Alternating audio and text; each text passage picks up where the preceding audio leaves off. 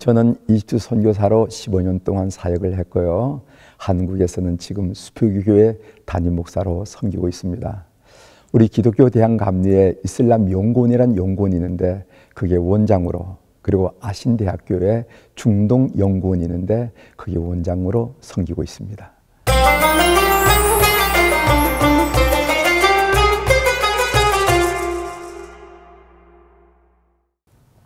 한국 기독교 입장에서 이슬람 원리주의와 테러리즘에 대해서 쓴 책들이 별로 없습니다. 물론 부분적으로 그리고 단편적으로 이슬람 원리주의에 대해 쓴 책들이 있지만은, 그러나 전체적으로 조망 책들이 거의 보이지 않습니다. 이번에 제가 쓴 책은 3부로 되어져 있는데, 1부는 이슬람 원리주의란 무엇인가, 그래서 특별히 1980년대 이슬람 원리주의가 특별히 부활한 이유가 무엇인가, 그 부분에 대해서 좀 썼고요. 2부에는 그 이슬람 원리주의 활동, 그 운동의 역사를 좀 살펴봤습니다. 그래서 와하비즘으로부터 이집트의 무슬림 브라더후드, 쿠투비즘, 그리고 IS, 탈레반, 알카에다, 그리고 북아프리카의 보코하람, 그리고 우리 인도네시아에 있는 자마 이슬라미아, 그리고 요즘 전쟁 중에 있는 하마스에 이르까지 그 역사를 쭉 이슬람 원리주의 관점에서 조망을 해봤고요. 그리고 3부에는 우리 한국의 이슬람 원리주의 활동에 대해서 설명을 했는데, 저는 정보 전문가가 아니기 때문에 20년 동안 신문에 게재된 그런 내용들을 중심으로 제가 기술을 했습니다. 이것이 이번 책 내용이 되겠습니다.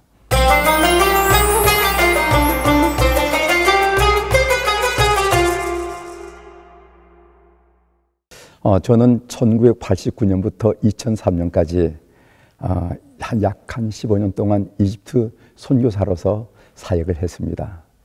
그때 이슬람 원리주의와 관련 테러 사건들이 있어서 제가 그 현장에 있었고, 또 그 현장에서 그 이집트 무슬림들의 반응을 본 적이 있습니다. 예를 몇 가지 들어본다면 1997년도에 룩소르에서 애국인 관광객 58명, 그리고 자국인 4명이 살해당한 룩소르 테러 사건이 일어났습니다. 그리고 2001년 여러분이 잘 알다시피 9.11 테러 사건들이 미국에 있었죠. 그래서 테러리스트들이 4대의 비행기를 납치해서 쌍둥이 빌딩 세계무역센터, 그리고 펜타곤을 공격해서 그때 죽은 사람이 2,996명 사망자, 그리고 부상자들이 6,000명에 이르는 그런 엄청난 사건이 일어났습니다. 그 사건이 있을 때 저는 이집트에 있었는데, 그 사건을 경험하고 이집트의 카이로 대학을 중심으로 자축 승리 퍼레이드가 있었습니다. 그러면서 그들이 손을 들면서 오사마 빈 라덴을 이야기하면서 이 세계에는 2가지 슈퍼파워가 있다고 얘기했어요. 하나는 미국이란 슈퍼파워, 또 다른 하나는 오사마 빈 라덴이라는 슈퍼파워가 있다고 얘기를 하면서 그들이 자축하는 행진을 봤습니다.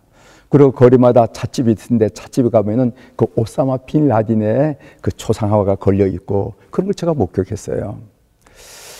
제가 그런 일들을 현장에서 보고 느끼면서 이런 생각을 하게 됐습니다. 왜 이슬람 원리주의자들은 종교의 이름으로 테러를 가할까? 무고한 생명을 해칠까? 그리고 자폭 테러라는 것을 통해서 자기 목숨을 기꺼이 바칠까? 그리고 보통 무슬림들, 평범한 무슬림들이 이렇게 이런 테러리스트들을 찬양하고 있을까? 도대체 이것은 무엇인가? 그들이 테러를 일으킨 궁극적인 목적이 무엇인가? 하는 그런 고민에 빠지면서 20년 세월을 지났습니다. 그런데 그들 뒤에는 무엇이 있었는가 하면은 이슬람 원리주의라는 것이 있었어요. 그래서 이슬람 원리주의에 대해서 고민하게 되고 관찰하게 되고 생각하게 되었습니다.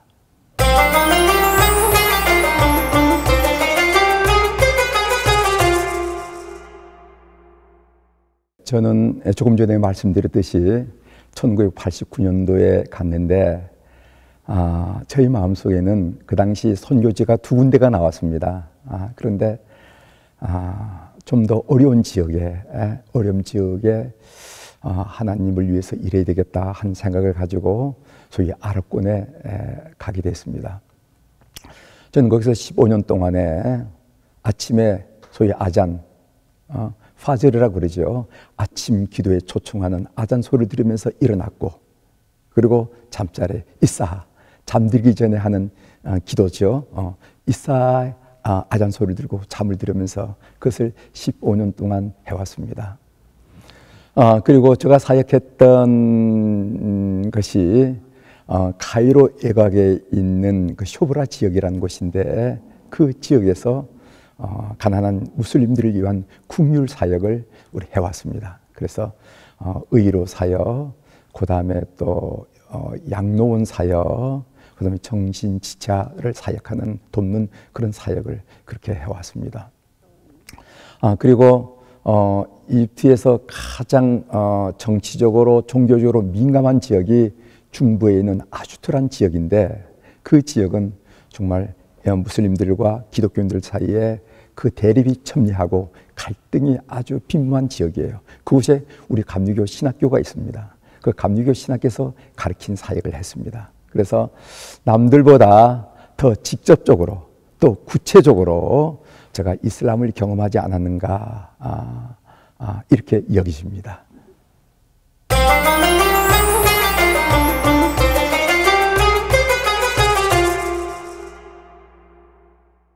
이집트인들은 한마디로 좀 다정다감한 그런 성격의 소유자들입니다. 대부분 보면 순진하고 또 외국인들을 환대하고 그렇게 무슬림이지만 참 좋은 분들이에요. 제가 처음에 갔을 때 무슨 사역을 할 것인가 하는 그 사역의 문제를 가지고 기도를 많이 했습니다. 그 카이로 외곽에 그 사하라 사막이 있는데, 그 사막을 아침 저녁으로 뛰면서 하나님 향해서 기도를 많이 했습니다. 하나님, 저를 이곳에 보냈으면은 사역을 해야 될 거 아닙니까? 무슨 사역을 하면 좋겠습니까? 라고 하다가 제가 이집트 거제트라는 그 영자 신문에서 뭐를 봤냐면은 이집트의 유아 사망률이 높다 한 사실을 발견했어요. 그래서 유아들을 돌보면은 뭔가 조금 계기가 있겠다 해서 시작한 일이 뭐냐면은 베이비 왓이라는 아이들을 씻기고 닦이는 일을 이렇게 했습니다. 그래서 아이를 시키고 그리고 또 속옷을 제공하고 약한 아이들에게는 우유를 제공하고 또 이렇게 체중계를 달아서 체중을 대주고, 그런데 아이들은 한 주간 사이에도 체중의 변화가 있습니다. 그래서 체중이 떨어지면은 감소되면은 그것을 그 이집트 소아과 의사를 불러다가 치료를 부탁하고, 이렇게 해서 베이비와시를 계속 진행했고, 그것이 이제 발단에 되어서 진료소가 만들어졌습니다. 그래서 소아과, 내과, 마이너 설전을 하는 그런 외과도 만들고, 그 다음에 물리치료실도 만들고, 이렇게 하면서 그 국률 사역을 이렇게 해왔어요. 이집트는 여러분이 알다시피 바로 복음을 전할 수 있는 곳은 아닙니다. 그래서 저희 진료소에 복음 책자, 성경 책자, 그리고 또 복음에 관한 영화를 틀어주고, 이렇게 해서 그분들이 저 영화가 뭐냐고, 당신의 신분이 뭐냐고 이렇게 물으면은 제가 그 얘기를 찬찬히 해줍니다. 그래서 때로는 그들로부터 초청도 받고 그 가정에서 방문도 하면서 그렇게 복음을 전했는데, 아마 이 국률 사역을 통해서 예수 그리스도를 알아갔으면 좋겠다 하는 그런 열망으로 사역을 그렇게 해왔습니다. 그 진료소에는 거의 많은 사람들이 몰려와서 저와 만나고 이렇게 하는 그런 경험이 있습니다.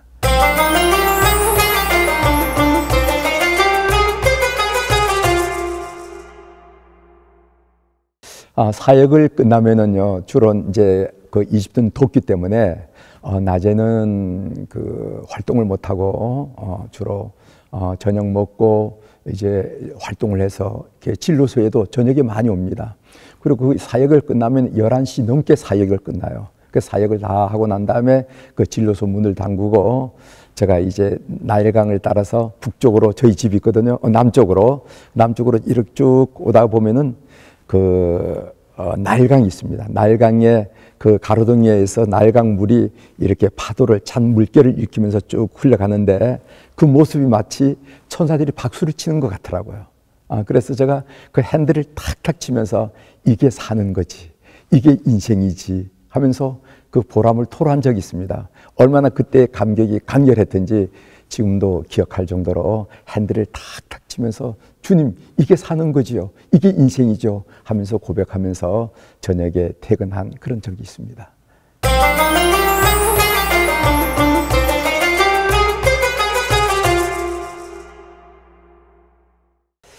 저뿐만 아니라 이슬람권이라면은 중동, 서남아시아, 동남아시아에 있는 이슬람권에서 사역하는 그 선교사들의 삶이라는 것은 하루하루 긴장의 연속입니다. 그건 저뿐만 아니라 아마 이슬람권에 있는 사역자들이 일반적으로 느끼는 그런 감정일 겁니다. 저희 경우에 어려움을 말하라 하니까 좀 말씀을 드리겠는데, 먼저 그 쇼브라 지역이라는 것이 카이로 외곽 지역이고 조금 빈민 지역입니다. 말하자면은 시골에서 도시로 왔는데 도시 안엔 집하지 못하고 도시 변두리에서 살아가는 그런 사람들이었거든요. 그러다 보니까 제가 거기서 국률 사역을 시작할 때 아마 그분들의 오해였습니다. 오해였는데 그 무슬림들에 의해서 이렇게 붙잡혀가지고 구타를 당한 적이 있어요. 구타를 당한 적이 있는데 그 구타했던 사람이 나중에는 굉장히 친한 사람이 되었습니다. 갈 때마다 자기 집에 꼭 오라고 그러고 하면서 차를 대접하면서 먹고 가라고 그러고 이랬는데, 그때 처음에는 그런 구타를 당한 적이 있어요.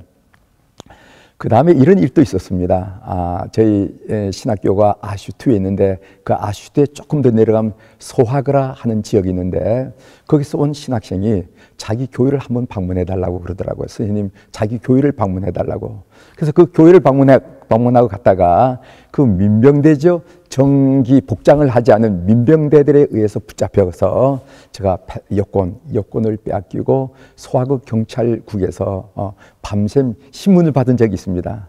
그것도 지금 생각이 나네요. 밤샘 신문을 받고 아무것도 못 먹고 밤샘 신문을 받고 나와서 보니까 그 가판에 그 바나나가 익어서 좀 검어지는 거 있잖아요. 그런 것들이 있는데 그걸 사서 먹었는데 와, 바나나가 이렇게 맛있는지 그때 처음 느꼈습니다. 그런 경험도 있고, 카이로 시내에 스테이트 시큐리티라 하는, 우리로 말하면 국가안전기획부라 하는 거가 있는데 거기 종교 담당관이 소환을 해가지고 한번 가서 조사를 받은 적이 있습니다. 그런데 놀란 건 뭐냐면은 저는 정말 조용히 비밀스럽게 활동한 줄 알았는데 캐피티 누르고 저의 파일이 나오는데 그 파일에 이만큼 이렇게 저에 대한 내용이 조사가 되어 있더라고요.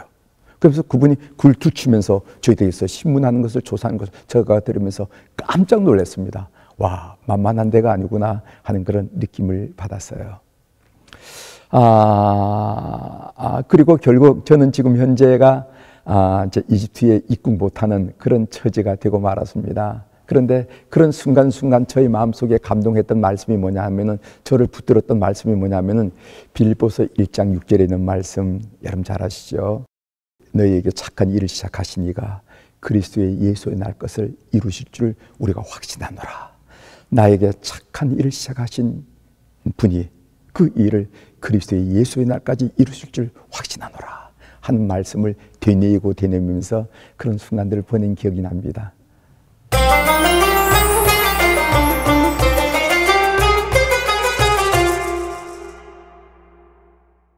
한국 교회에서 목회를 하면서 이런 경험들이 정말 유익합니다. 이런 경험들이 그때 말하자면은 선교 전전에서 치열하게 기도하고 만나고 날마다 긴장하면서 긴장이 연속의 그 순간에서 그렇게 했던 그 영성이 저의 목회는 너무도 많은 도움을 줍니다. 많은 도움을 줍니다. 그게 사실인 것 같아요.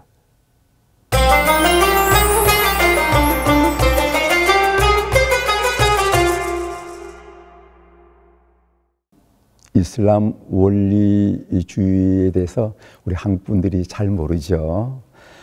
제가 그 현장에서 경험한 것은 이슬람이란 종교 안에 이슬람 원리주의란 씨앗을 뱉었다고 생각이 되더라고요. 그래서 그 이슬람 원리주의란 씨앗이 우리도 봄철이 되면은 기온, 따뜻한 기온, 적당한 습도가 되면은 이렇게 이삭이 나오고 열매를 맺는 것처럼 이 이슬람 원리주의가 적당한 환경, 사회적인 환경, 정치적인 환경, 여건이 조성되면은 이게 이제 드러나기 시작하는데, 이 이슬람 원리주의가 이제 조금 이따 설명드리겠지만은 어떤 특징이 있냐면은 점점 과격화되고 폭력화되는 그런 경향이 있다는 것입니다. 그래서 과격화되고 폭력화된 것을 우리가 뭐라 하면 이슬람 테러리즘이라고 이렇게 얘기하죠.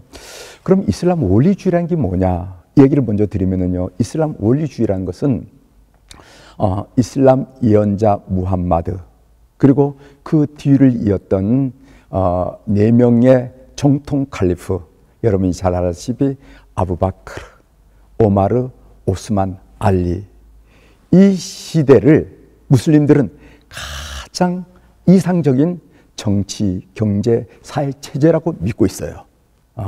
믿고 있는데 그 이슬람 공동체 안에서 여러 가지 사건 때문에 내부적인 분열이 일어나거나 아니면 외부적인 어떤 침략에 의해서 이슬람이 약화되거나 여러 가지 어려움을 당하면은, 비판자들이 무슨 이야기를 하냐면은, 우리가 이렇게 어려움을 당하고 우리가 이렇게 약화되고 퇴조되는 이유는 무엇인가? 무함마드와 정통 칼리프의 그 체제, 그들이 확립한 체제를 우리가 잃어버렸기 때문에 그 체제대로 살지 않기 때문에 이런 일을 겪는다. 그렇기 때문에 이런 일들을 극복하려고 그러면은 무함마드가 제창하고, 그리고 4명의 정통 칼리프가 확립했던 이슬람의 그 원래의 모습으로 돌아가야 된다. 그렇게 강조를 합니다. 이게 비판자들의 얘기예요. 이것을 원리주의라고 얘기하는데, 한마디로 말한다면은 아마 이렇게 말하죠. 이슬람 처음으로 돌아가자.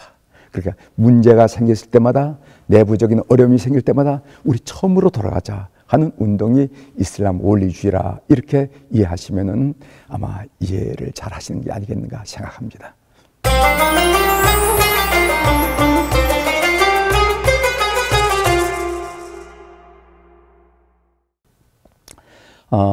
이슬람 원리주의를 이해할 때 반드시 이해해야 될 사상이 뭐냐면 지하드라라는 것입니다. 지하드라 보통 하면은 사람들이 성전, 홀리워라 이렇게 이야기하는데, 이 지하드라는 것이 도대체 무엇인가에 대해서 학자들의 견해가 아주 다양합니다. 그리고 또 그 폭도 다르고, 그래서 지하드라는 것을 쉬운 말로 말한다면은 소위 알라의 실체를 인정하지 않은 무신론자 또는 다신론자들이 알라의 실체를 인정할 때까지 싸우는 것, 또는 사회적으로 부패를 추방하고 사회적 정의를 구현하는 것, 또 내부적으로 갖가지 욕망으로부터 절제하는 것, 이런 모든 것을 지하드라는 개념으로 포함할 수 있을 거예요. 그래서 지하드를 영적으로, 또 마음으로, 또 육신적으로, 사회적으로, 그리고 또 무력적으로 이렇게 그 폭이 넓습니다. 근데 문제는 뭐냐면은 이 지하드가 이슬람 원리주의자들이만 지켜야 할 가르침이 아니라 일반 무슬림들이 반드시 지켜야 할 가르침이라는 거죠. 그래서 이것을 이슬람의 제6기둥이라 이렇게 얘기합니다. 여러분, 이슬람의 믿음의 기둥을 5가지로 나누잖아요. 첫 번째로는 신앙 고백, 샤하다. 그 다음에 기도하는 살라. 그 다음에 금식하는 싸움. 그 다음에 구제하는 자카트. 그 다음에 또 이렇게 성지순례하는 하지. 이런 것을 5가지 기둥으로 생각하고, 모든 무슬림들은 인생을 사는 동안에 반드시 이 5가지를 수행해야 된다 하고 이 5가지 기둥을 이야기하는데, 6번째 기둥을 지하드라고 얘기하는 겁니다. 그래서 우리들이 알아야 될 것은, 이 지하드는 특별한 어떤 이슬람 원리주의자들이나 아니면 테러리스트들만이 지켜야 할 가르침이 아니라 보통 일반 사람들이 지켜야 할 계시, 일반적인 가르침으로 인식된다는 것을 우리가 알 필요가 있고, 근데 문제는 뭐냐면은 이 지하드가 점점 더 과격화되고 폭력화된다는 겁니다. 제가 조금 전에 말씀드렸듯이 이 지하드가 이래서는 안 되겠다 하면서 갱신 운동이 일어난 적이 있어요. 그것을 아랍어로 뭐라고 하면 타즈디드라고 합니다. 타저지드 운동이 일어났어요. 없었던 건 아닙니다. 그러나 이슬람 역사에 보면은 이 타저지드 갱신 운동이 성공한 적은 하나도 없어요. 한 번도 없습니다. 그러니까 이슬람 원리주의 운동이 일어나면 일어날수록 계속해서 과격화되고 급진화되고 폭력화된다 하는 것을 우리가 알 수가 있는 것이죠. 그래서 이슬람 원리주의를 이야기할 때 테러리즘을 우리가 이야기하지 않을 수가 없고, 지금 현대에서는 이슬람 원리주의 하면은 누구나 할 것이 테러리즘을 생각하는 겁니다. 그래서 그게 과격화된다 하는 얘기를 이제 말씀을 드리고,